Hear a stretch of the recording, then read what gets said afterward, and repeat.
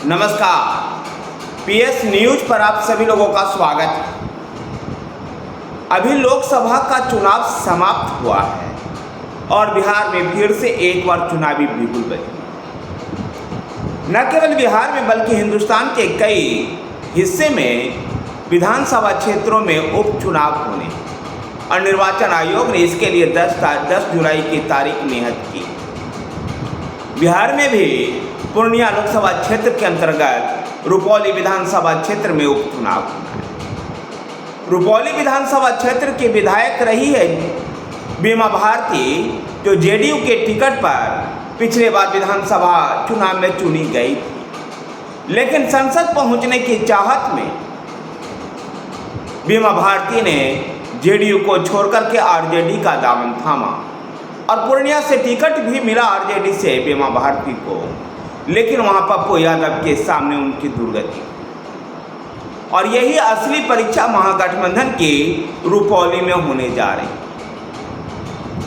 जहां बीमा भारती जो संसदीय में चुनाव हारी है, रुपौली विधानसभा का जो उपचुनाव होना है, ये जीत करके अपने राजनीतिक अस्तित्व को बचाए रखना चाहती है। जबकि पप्पू यादव वहां अरंगा डालेंगे, क्योंकि देखा गया लोकसभा चुनाव में पप्पू यादव को हराने के लिए सार्वजनिक मंच पर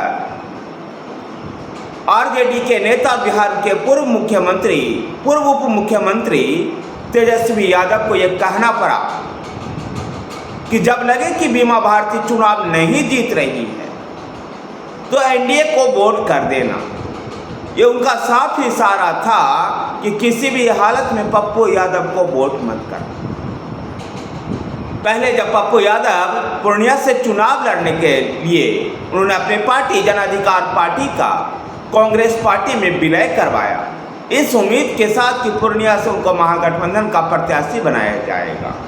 लेकिन तब लालू प्रसाद यादव ने एक तरफा फैसला लेते हुए बीमा भारती को पूर्णिया से लंदन का सिंबल थमा दिया। ऐसे में पप्पू यादव के सामने मन महसूस कर निर्दलीय चुनाव मैदान में उतरने के अलावा कोई चारा नहीं रह गया। ऐसे में अब इस बार का जो चुनाव होगा, जो रुपौली विधानसभा के उपचुनाव होगा, उसमें निश्चित तौर पर पप्पू यादव बीमा भारती को हराने के लिए अरंगा डालेंगे। ये राष्ट्रीय जनता दल को भी इसका भान है। पप्पू यादव को समझाना बिहार प्रदेश कांग्रेस कमेटी के बस की बात नहीं। एक दूसरे और भी समस्या है कि पप्पू यादव नियमतः अब तक कांग्रेस के सदस्य नहीं है। ऐसे में पप्पू यादव को कांग्रेस को समझाना और भी मुश्किल है। लेकिन बिहार प्रदेश कांग्रेस कमेटी को तो ये समझाना ही मुश्किल है। कारण इसके पीछे ये है कि बिहार प्रदेश कांग्रेस कमेटी जब पप्पू यादव कांग्रेस में शामिल होने के लिए आए गए थे तो उनको नकार दिया था, और इसलिए वो दिल्ली में आकर के अपने पार्टी जन अधिकार पार्टी का कांग्रेस में विलय करवा करके कांग्रेस पार्टी में शामिल हुए। लेकिन पप्पू यादव ने भी चुनाव जीतने के बाद प्रियंका गांधी से मुलाकात कर इस बात का संकेत दे दिया है कि कांग्रेस के प्रति उनका झुकाव है। यद्यपि उन्होंने तेजस्वी और लालू यादव के लिए भी कुछ बोला नहीं, लेकिन फिर भी जिस प्रकार से प्रियंका गांधी से मिलकर के उन्होंने इसका संकेत दिया है, ऐसे में उम्मीद की जा रही कि रुपौली विधानसभा का जो उपचुनाव होगा, वहाँ पर जब आरजेडी को ये सीट मिलेगी, वैसे तो ये गत विधानसभा चुनाव में ये महागठबंधन की जो सीट थी वो भाकपा सीपीआई का सीट था, लेकिन बीमा भारती को वहाँ रहते हुए ऐसा लग रहा है कि ये सीट आरजेडी के पास आई। अगर आरजेडी के पास ये सीट मिली तो लालू प्रसाद यादव से कांग्रेस के केंद्रीय नेतृत्व से ये कहलवाया जाएगा कि पप्पू यादव को समझाया जाए। और इसीलिए कह सकते हैं कि लोकसभा चुनाव समाप्त होने के बाद बिहार में असली महागठबंधन की परीक्षा का दौर शुरू हो रहा।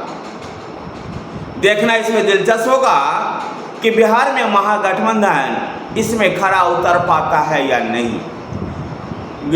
रुपौली विधानसभा क्षेत्र पूर्णिया लोकसभा क्षेत्र के अंतर्गत 6 विधानसभा क्षेत्रों में से एक है, जहां लोकसभा चुनाव में बीमा भारती को पप्पू यादव के सामने रुपौली में भी बहुत कम वोट मिले थे। ऐसे में रुपौली जीतना बीमा भारती के लिए आसान नहीं है। अगर रुपौली जीतना है बीमा भारती और राष्ट्रीय जनता दल को, तो पप्पू यादव से को समझाना होगा। नहीं तो निश्चित रूप से जिस प्रकार से लोकसभा चुनाव में पप्पू यादव के लिए पंगा लिया था तेजस्वी यादव ने, निश्चित रूप से पप्पू यादव भी अब वो अरंगा रुपौली में डालेंगे। ऐसे में देखना दिलचस्प होगा कि 10 जुलाई को होने वाले इस उपचुनाव में महागठबंधन की एकता कितनी कारगर साबित हो पाती है। धन्यवाद साथियों, वीडियो को लाइक कीजिए, शेयर कीजिए। हमारे साथ बने रहने के लिए हमारे चैनल PS न्यूज़ को सब्सक्राइब कीजिए। धन्यवाद।